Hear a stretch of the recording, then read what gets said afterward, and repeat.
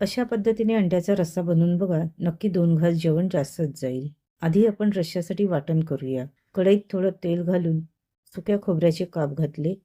खोबरं थोडं ब्राऊन झालं की त्यात दालचिनी, लवंग, काळी मिरी, वेलची, दगडफूल, बादियान किंवा चक्रीफूल, तमालपत्र, जिरे, बडीशेप व धणे असा सर्व खडा मसाला घालून थोडं परतून घेतलं व एक उभा चिरलेला कांदा घातला. कांदा सोनेरी रंगावर येईपर्यंत परतून घेतलं आणि थंड करायला ठेवलं.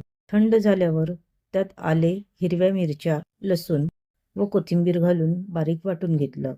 एका कढईत थोडं तेल घेतलं. तेल कढईत फिरवून घेतलं म्हणजे अंडी चिकटणार नाहीत. त्यात उकडलेली अंडी, हळद, लाल तिखट व मीठ घालून अंडी तळून घेतली. अंड्याच्या वरच्या बाजूला असा पापुद्रा सुटल्यावर अंडी बाजूला काढून ठेवली व त्याच कढईत राहिलेल्या तेलात अजून थोडे तेल टाकले, कारण आपण आधी थोडेसेच तेल घेतले होते. ह्यात आता 10-12 लसूण पाकळ्या व 8-10 काळे मिरे व तमालपत्र घातले. ह्या रश्श्यामध्ये लसूण व काळी मिरी थंडीचा व पावसाचा सीझन असेल तर नक्की घाला. कांदा टाकून मऊ होईपर्यंत परतून घेतले. आता त्यात हळद, लाल तिखट व वाटण टाकून एकत्र करून झाकून ठेवले.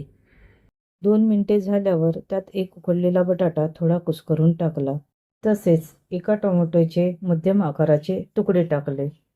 उकडलेला बटाटा चिरून किंवा खूप कुस्करून पण घ्यायचा नाही. बटाटा कुस्करून टाकल्यामुळे रस्स्याला छान चव येते. चवीप्रमाणे मीठ घातले. कुस्करलेला बटाटा आणि चिरलेला बटाटा दोन्हीच्या चवींमध्ये कुस्करलेल्या बटाट्याची चव जास्त छान लागते. टॅमॅटो आपल्याला शिजवून घ्यायचे आहेत, पण पूर्ण एकजीव होऊ द्यायचे नाहीत, म्हणून ते शेवटी टाकले. झाकण ठेवून तेल सुटू द्यावे. नंतर त्यात आपल्या आवश्यकतेनुसार पाणी घालावे. मी येथे रस्सा खूप पातळ केला नाही.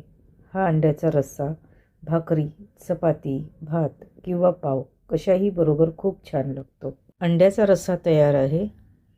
गॅस बंद करा व त्याच्यावर भरपूर कोथिंबीर पेरा. रेसिपी आवडली असेल तर चॅनलला नक्की लाईक, शेअर व सबस्क्राईब करा व कमेंट करायला विसरू नका.